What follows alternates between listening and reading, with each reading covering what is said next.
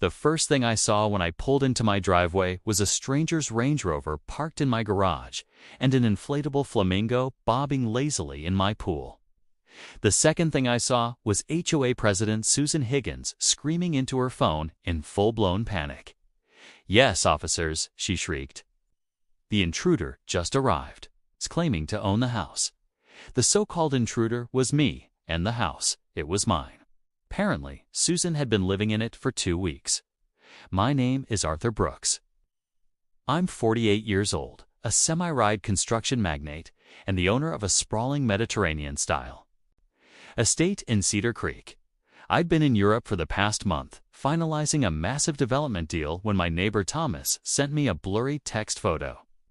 "Hey Arthur, someone's sunbathing in your backyard? Thought you should know." At first I brushed it off, probably a misunderstanding. Maybe the pool maintenance crew is taking an unauthorized dip. But no, this was far beyond that. Susan Higgins had quite the reputation in our neighborhood. She was the self-appointed HOA enforcer, the queen of gossip, and a part-time homestaker who apparently had trouble remembering which houses actually belonged to her clients and which didn't. When I left for Europe, she apparently decided my property needed monitoring for security reasons.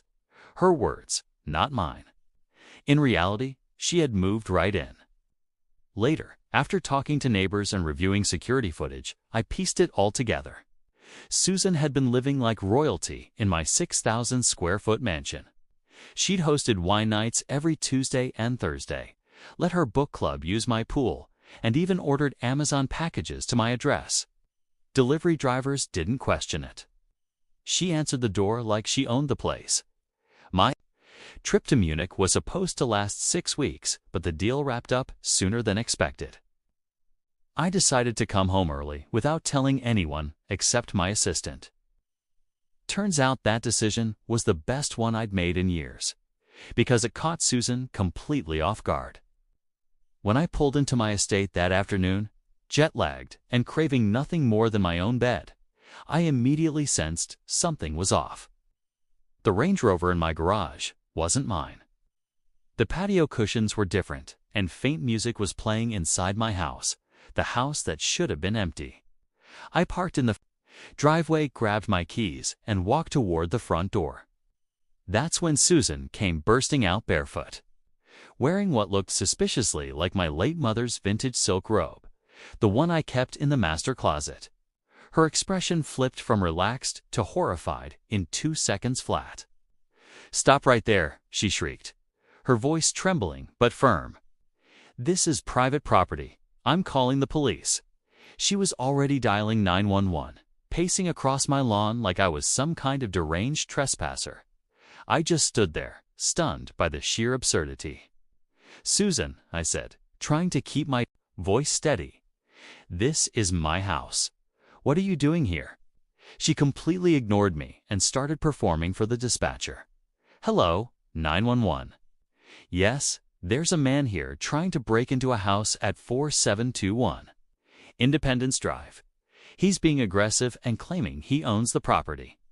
Please send someone immediately." I couldn't help but laugh, which in hindsight was probably not the smartest move, because when the police showed up 10 minutes later, it definitely didn't help my case. 2 officers approached cautiously, hands hovering near their holsters. Susan stood behind them, pointing at me dramatically like she was unmasking a criminal on a daytime talk show. "Officers," she said, with self-righteous flair, "this man has been harassing our HOA for months about so-called property violations. Now he's trying to break into this vacant home. The owner is overseas." The younger officer, Officer Miller, according to his badge, gave me a skeptical look. "Sir, can you explain what you're doing here?" I took out my wallet slowly, keeping my movements deliberate. "My name's Arthur Brooks. This is my house. I own it. My driver's license lists this address. And I can show you the mortgage documents on my phone." Susan's face flushed an impressive shade of purple. "That's impossible," she snapped. "The owner's in Europe. I'm the HOA president, and I've been monitoring this property for security purposes while he's away. Monitoring it? I repeated dryly. You mean living in it? Is that your Range Rover in my garage? And those are your wine bottles I see through my kitchen window. Officer Miller's skeptical expression shifted to one of curiosity. His partner, Officer Davis, stepped forward, his tone calm but firm. Ma'am, do you have any documentation that gives you permission to be here? Susan's confident facade began to crack. They don't need documentation. I'm the HOA president. It's my responsibility to make sure vacant homes are secure. The landscaping wasn't up to HOA standards, so I had to step in. I unlocked my phone and pulled up my Ring app. Officers, I said evenly, would you like to see footage of Ms. Higgins arriving 2 weeks ago with a moving van? Or maybe clips of her hosting parties in my backyard? I've been monitoring everything from Munich. The two officers exchanged a knowing glance. Officer Davis turned back to Susan.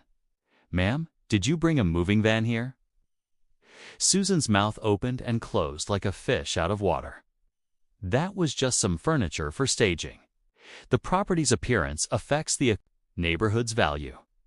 So, Officer Miller said, barely hiding his smirk, you're admitting you moved furniture into a house you don't own, without the owner's permission.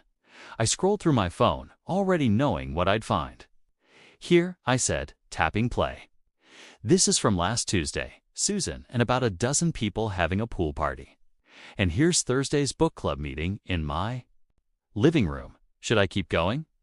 Susan's entourage, who had apparently been lurking inside my house, suddenly scattered like cockroaches when the lights came on. I spotted at least 3 women bolting for the back door, clutching their purses. One of them even knocked over a potted plant on her way out. Ms. Higgins, Officer Davis said sternly, I need you to answer this carefully. Do you have any legal right to be inside this man's home? Susan drew herself up to her full 5'2" height and huffed. I have every right as HOA president to ensure properties meet community standards. This house had unapproved landscaping changes. The grass was half an inch too long, and the mailbox was tilted at an improper angle. Officer Miller actually snorted. Ma'am, none of those things give you the right to move into someone's house. I decided to twist the knife. Officers, I can also show you Amazon delivery confirmations. She's been shipping packages here in her own name. My security system logged at least 15 deliveries. That's when Susan made her biggest mistake. She suddenly turned and bolted toward the front door, probably to grab evidence or hide something inside. But Officer Davis reacted instantly, grabbing her by the arm. Ma'am, he said firmly, I'm going to need you to stay right here. The next half hour was a satisfying sight to behold. The officers ran her information and discovered this wasn't her first offense. She'd been warned twice before for entering properties without permission, though never anything this outrageous. They also discovered she had changed the access code on my smart lock, effectively locking me out of my own home. Ms. Higgins, Officer Miller announced formally, you're under arrest for breaking and entering, criminal trespassing, and unauthorized use of property. Susan let out a shriek so loud, I swear it woke every dog in a 3-block radius. You can't arrest me. I'm the HOA president. I was protecting property values. This is a conspiracy. Arthur has always had it out for me, ever since I fined him for painting his mailbox the wrong shade of beige.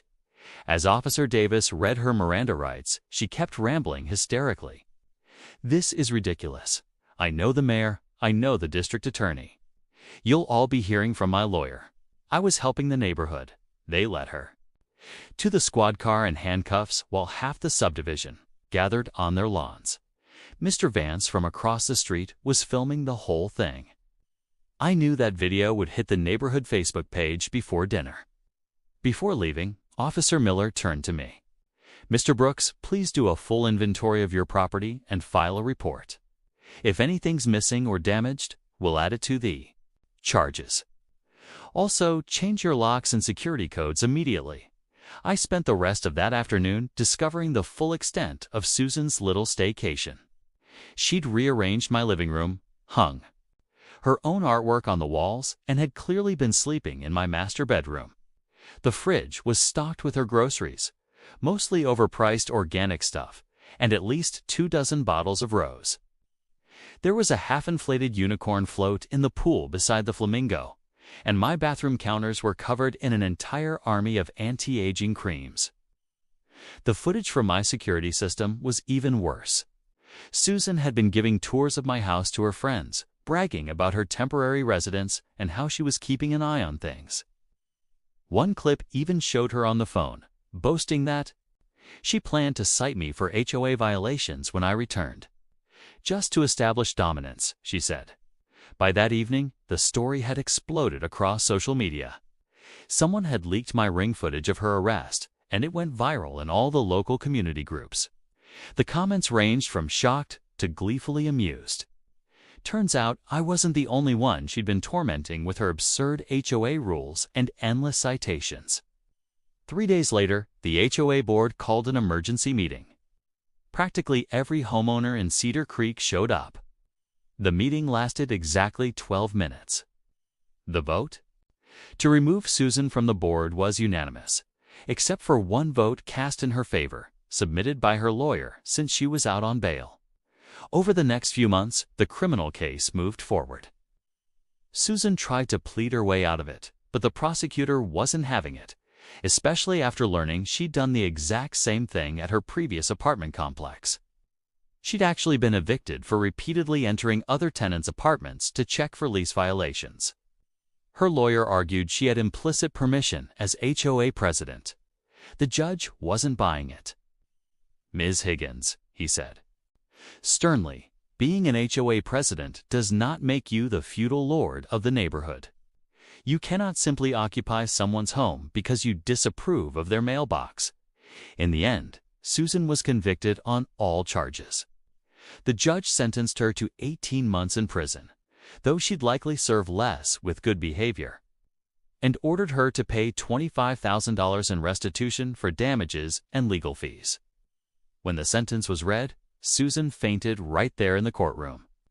Honestly, it felt like the perfect ending to her long, tyrannical reign as HOA Queen of Cedar Creek. Subscribe to HOA Conflicts for more.